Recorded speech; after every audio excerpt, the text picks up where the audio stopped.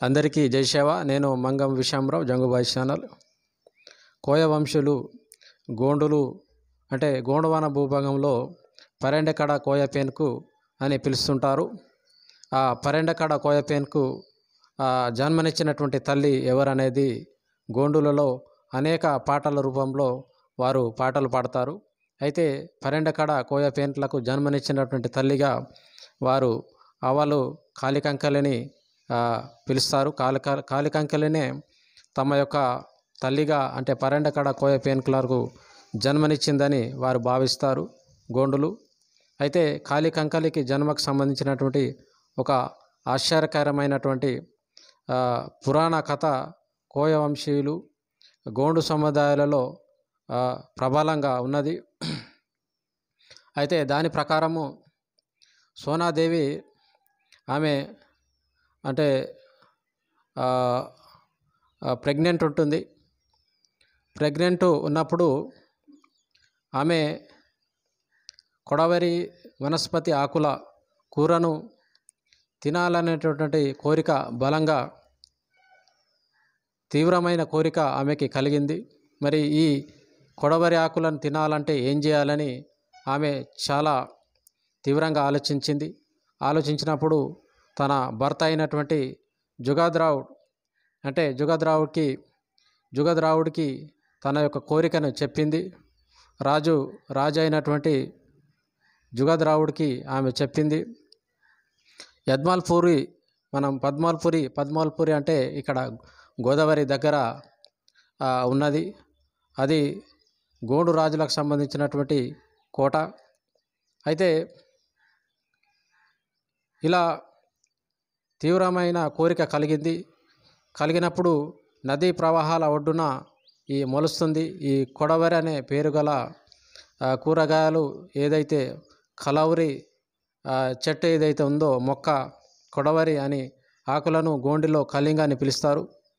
అయితే ఈ ఆకులు ఎక్కడ మొలుస్తాయంటే సాధారణంగా నదీ ప్రవాహక ప్రాంతం ఏదైతే ఉందో ఒడ్డున అక్కడ మొలుస్తుంది. అయితే వీరు సోనాదేవి జుగద్రావుడు వీరు గోదావరి ప్రాంతానికి ఒడ్డున ప్రస్తుతం పద్మాల్పూరి కాకో అని పిలుస్తున్నాం ఆ కోటలో అక్కడ నివసిస్తూ ఉంటారు రాజులు. ఈ గోండు రాజులు కొడవరాకులను గోండిలో కలింగ అని పిలుస్తారు. వీటిని కోయ వంశీయులు గోండు సముదాయ ప్రజలు ఇష్టంగా తింటారు. అందుచేత సోనాదేవి కొడవరి మొగ్గల కూరను తినాలనే తన కోరికను రాజు జుగద్రావుడికి విన్నవించింది. ఆమె కోరిక నెరవేర్చడం కొరకు తన సేవకులు ఎవరైతే ఉంటారో వారికి ఆదేశాలు ఇచ్చాడు రాజు. ప్రతిరోజు ఆ సేవకులు అడవిలకు వెళ్ళి కొడవరి మొగ్గులను సేకరించి తెస్తుండేవారు. అలా ఒక వారం రోజుల పాటు ఒకే రకమైన కూరను తిన్నప్పటికీ సోనాదేవికి ఇంకా తృప్తి కలగలేదు. ఒకరోజు సేవకులు ఆ కొడవరి మొగ్గలను తీసుకురాలేకపోయారు. ఎందుకంటే తినడానికి పనికి రాకుండా అవన్నీ మొత్తం కుళ్ళిపోయి ఉన్నాయి. ఇక సేవకులు ఉట్టి చేతులతోనే తిరిగి వచ్చారు. కానీ సోనాదేవి మొండితనంగా అవే కావాలని పట్టుబడింది. యాదరావుడు ఎంత నచ్చజెప్పినప్పటికీ ఆమె తన వైఖరి మార్చుకోలేదు. ఆ కొడవరి మొగ్గులను తినకుండా ఉండలేకపోయింది. ఇక మరుసటి రోజు తన సేవకురాలతో సహా కొడవరి మొగ్గులను సేకరించడానికి సమీపంలోని అడవిలోకి బయలుదేరింది. కానీ అప్పటికి ప్రసవించే రోజులు దగ్గర పడ్డాయి. నడవడం ఆమెకు చాలా భారమైంది. అయినప్పటికీ కొడవరి మొగ్గులను తినాలన్న తన తీవ్రమైన సంకల్ప బలం చేత అడవిలోకి వెళ్ళింది. యద్మల్పూరి సమీపంలో ప్రవహించే నది ఒడ్డు ప్రస్తుతము గోదావరిగా పిలుస్తున్నాము. ఆ గోదావరి నది ఒడ్డున వికసించిన ఆకులతో కూడినటువంటి కొడవరి మొక్క కనిపించింది. ఆ కొడవరి మొగ్గులను చూడగానే ఆమె నోటిలో నీరు ఊరింది. తనను తాను మర్చిపోయింది. వాటిని కోయడానికి త్వరగా ముందుకు వెళ్ళింది. అవి దొరికాయన్న సంతోషంతో తన స్థితిని పట్టించుకోలేదు. అందువల్ల ఆమె నడుస్తున్నప్పుడు కాలు జారి క్రింద పడిపోయింది. దానితో ఆమె కడుపుకు దెబ్బ తగిలింది. ఆ క్షణం నుండి ప్రసవ వేదన మొదలైంది.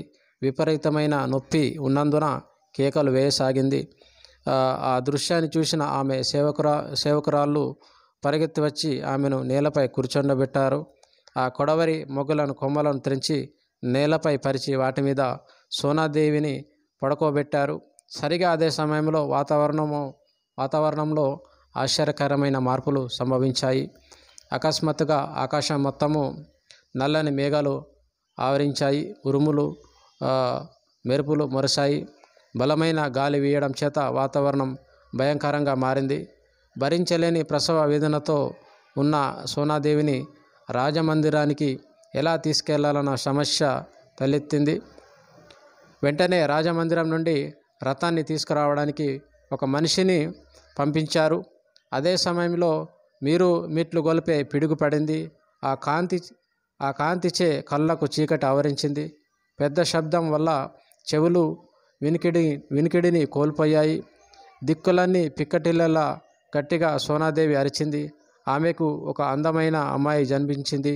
ఆ సేవకులు ఆ అమ్మాయిని సోనాదేవి ఒడిలో పడుకోబెట్టారు. ఆమె బిగ్గరగా ఏడవసాగింది. ఆ క్షణం నుండే మేఘాలు తొలగిపోయాయి. సూర్యుడు ప్రకాశించాడు. గాలి నిశ్చలమైంది. వాతావరణం క్రమంగా సాధారణ స్థితికి చేరుకున్నది.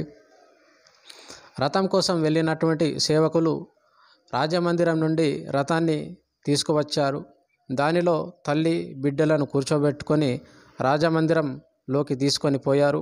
ఈ విధంగా రాజమందిరంలో మెత్తని పడక మీద జన్మించడానికి బదులు సోనాదేవి బిడ్డ అడవిలో కొడవరి మొగ్గల పడక మీద విస్తరింపబడినటువంటి ఆకాశం క్రింద తన మొదటి అడుగు ఈ సింగార్ ద్వీపం పైన వేసింది. అందుచేత ఆమె పేరు కొడవరి ఆకులు మొగ్గల గుర్తుగా కలియాకుమారి అని పెట్టారు. ఆమె దైవిక శక్తులు కలిగిన కన్య అని చెప్పుకుంటారు.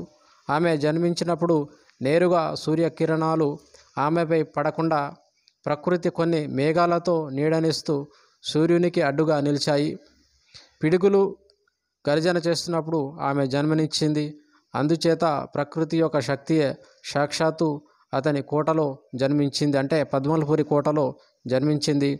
అలా యద్మల్పురికి చెందినటువంటి గోండు ప్రముఖుడైనటువంటి యాదరావుడు అనుభూతి చెందాడు. కాలికంకలి యొక్క జనని విషయంలో అనేక గీతాలు కోయ వంశీయులు గోండు సముదాయాలలో విస్తారంగా ఉన్నాయి. అవి ఈ విధంగా తెలియజేయబడుతున్నాయి. ఇది కాలికంకలికి సంబంధించినటువంటి, అంటే గోండులకు సంబంధించినటువంటి పరెండకడ కోయ పేనుకలకు తల్లి అయినటువంటి కాలికంకలికి జన్మనిచ్చినటువంటి తల్లికి సంబంధించినటువంటి కథ. అయితే ఇప్పుడు చంద్రాపూర్లో చాందలో చాందమంకలి అనే ఉంటుంది. ఆతరం వంశీయులు అక్కడ పూజలు నిర్వహిస్తారు. ప్రతి గ్రామంలో అవాల్ పేన్ అనేది ఉంటుంది. కాలికంకలి రూపంలో అవాల్ పేన్ ఉంటుంది. అయితే దానిని తమ యొక్క తల్లిగా భావిస్తారు. పెళ్ళిళ్ళ సమయంలో కానీ ఇతర సమయాల్లో కానీ అక్కడ ముందు, అంటే పెళ్ళి కొడుకు పెళ్ళి కూతురును తయారు చేసే ముందు అక్కడ పెళ్ళి బట్టలు కానీ ఇతర ఆభరణాలు కానీ ఆ కాలికంకలి దగ్గరికి వెళ్ళి డోలు పేపిర వాయిద్యాలతో పాటలతో పాడుకుంటూ ఆ కాలికంకలి దగ్గరికి వెళ్ళి పూజలు నిర్వహించిన అనంతరమే ఈ పెళ్లి సాంప్రదాయాలు కానీ, అలాగే జన్మనిచ్చిన తర్వాత కూడా కాలికంకలికి పూజలు నిర్వహిస్తారు. ఇది కాలికంకలికి సంబంధించినటువంటి చరిత్ర. జై శివ.